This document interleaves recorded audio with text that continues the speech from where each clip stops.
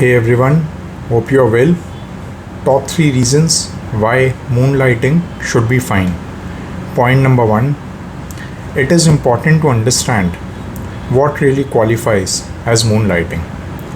Is working on weekends when you ain't working on your daily 9 to 5 qualifies as moonlighting?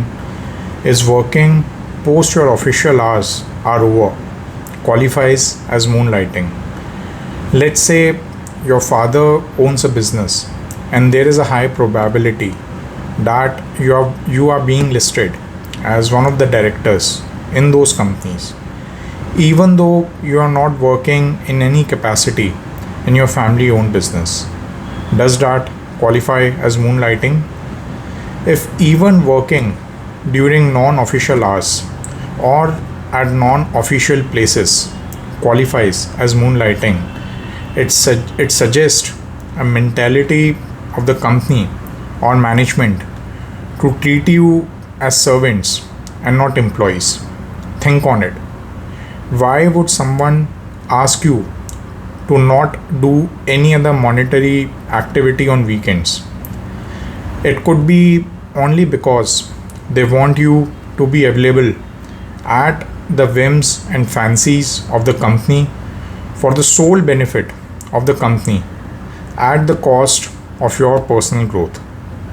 Point number 2, in continuation to what we discussed, the only pro argument against moonlighting, however fragile it may be, can be put forward by companies if they are willing to pay for extra hours worked during the days and weekends. Tell me in the comment section, how many of you have only heard of this Loch Ness monster? How many of you have attended late midnight calls? How many of you have worked in the weekends? Have you received any additional service pay? Have you received any compensatory off for the extra time you have put in? Even post all this, is your company still asking you to not undertake any other monetary activity? I believe it should be clear to you why this is so. Point number 3, your CEO and other members of top management are already doing it. In my opinion, it is a little rich when CXOs carry on building a personal brand on social media only to be paid later through advertisements and other schemes. It is a little rich that CXOs would even often serve as advisors and non-executive directors with a decent monthly pay.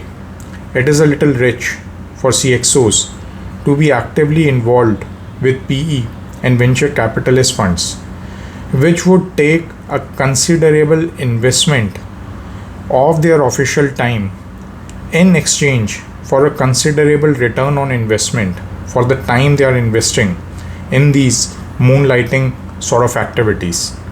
This is especially hypocritical when such CXOs earning millions of dollars care so much about their personal growth but don't want their employees, who might only possess only a fraction of their wealth, to not work on their personal growth.